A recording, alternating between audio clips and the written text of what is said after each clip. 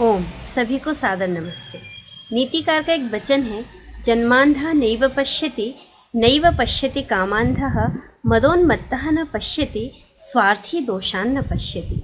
अर्थात संसार में 4 प्रकार के अंधे होते हैं, एक जन्मांध, एक मदांध, एक मदोन्मत्त और एक स्वार्थी। स्वामी रामभद्राचार्य जी ने बिना कुछ जाने जिस कथन को कहा है, एक भूल हो गई हमारे यहाँ। वह भूल की किसने? आर्य समाज के प्रवर्तक दयानंद सरस्वती ने वो भूल की है। क्या भूल की? उन्होंने ये कह दिया कि रामायण और महाभारत, ये भागवत, ये सब कल्पित है, वेदों में इनका कोई प्रमाण नहीं है, ये उन्होंने कहा। कि महर्षि देव दयानंद रामायण और महाभारत को काल्पनिक मानते हैं। आप जन्मांध भले ही हैं, लेकिन आप स्वार्थी दोष से भी ग्रसित हैं, क्योंकि ऐसा नहीं है कि आप महर्षि देव दयानंद के विषय में कुछ नहीं जानते हैं। और इस कथन को कहने से पहले आप जिस व्यास पीठ पर बैठकर के इस कथन को कह रहे थे, उसके लिए आपके पास स्वाध्याय होना चाहिए। आपको पता होना चाहिए कि महर्षि देव दयानंद ने अपने अमर ग्रंथ सत्यार्थ प्रकाश को लिखने से पूर्व 3,500 पुस्तकों का अध्ययन किया था। आप एक बात को कह रहे हैं, बिना स्वाध्याय के कह रहे हैं, बिना जाने कह रहे हैं। कम से कम आप अपने शिष्यों से ही दिखवा लेते कि महर्षि देव दयानंद सरस्वती जी ने अपने अमर ग्रंथ सत्यार्थ प्रकाश में रामायण और महाभारत को पढ़ने के लिए कहा है। और एकमात्र महर्षि देव दयानंद और उनके द्वारा संगठित एकमात्र संगठन आर्य समाज है जो राम को मर्यादा पुरुषोत्तम और कृष्ण को आप्त पुरुष मानता है। बाकी लोग तो राम और कृष्ण को क्या मानते हैं, इससे आप भली भांति परिचित हैं, और आप स्वयं क्या मानते हैं आप वह भी जानते हैं। आप भूल गए 1920 की उस घटना को, जब कृष्ण तेरी गीता जलानी पड़ेगी लिखी गई थी। कहाँ गए थे आप, कितने बड़े बड़े तिलकधारी जो कृष्ण को काल्पनिक नहीं मानते, और आपने यह कह दिया कि महर्षि देव दयानंद राम और कृष्ण को और महाभारत को काल्पनिक मानते हैं।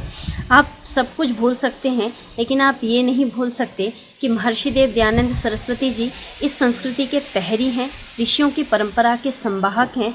वे राम और कृष्ण के अस्तित्व को स्वीकार करते हैं। दूसरी बात जो मैं आपसे कहना चाहती हूँ कि आपने अगर किसी भी अन्य संगठन के लिए इस प्रकार की बात कही होती, तो या तो आपको सर तन से जुदा होने के नारे मिल चुके होते, या आपके खिलाफ बहुत बड़ा षड्यंत्र रचा जा चुका होता।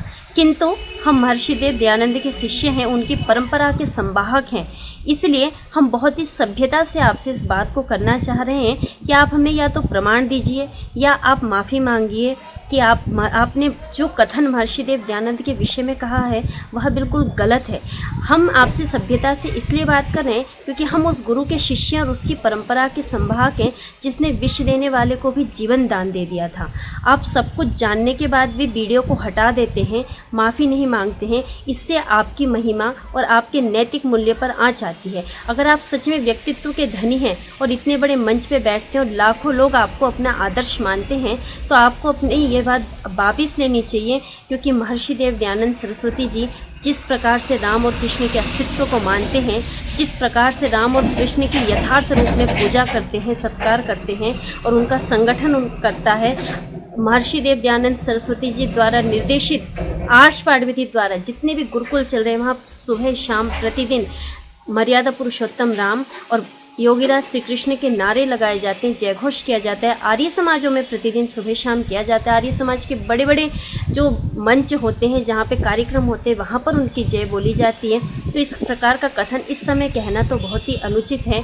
आप एक कषाय वस्त्रधारी हैं, आपको स्वामी कहा जाता है, आप प्रज्ञा चक्षु हैं, और अब आपको पता भी लग गया तो अपने किन्हीं शिष्यों से जिन पे आपको विश्वास, उन ग्रंथों को दिखवा करके पढ़ने के बाद, जानने के बाद आप एक बार माफ़ी मांग लीजिए। ये वीडियो हटाने से कुछ नहीं होगा, माफ़ी तो आपको मांगनी ही पड़ेगी, नहीं तो हम सब एक साथ हैं, और जब तक आप माफ़ी नहीं मांगेंगे तब तक हम भी पीछे नहीं हटेंगे। और अगर आपने माफ़ी नहीं मांगी तो यह संगठन, यह सभा और आर्य समाज के गुरुकुल मिलके आपके खिलाफ कोई ना कोई कानूनी कार्यवाही अवश्य करेंगे। इसलिए जल्दी से जल्दी आप माफ़ी मांगिए और जल्दी से जल्दी इस कथन को वापस लीजिए कि महर्षि देव दयानंद रामायण और महाभारत को काल्पनिक मानते हैं। ओम शम, धन्यवाद।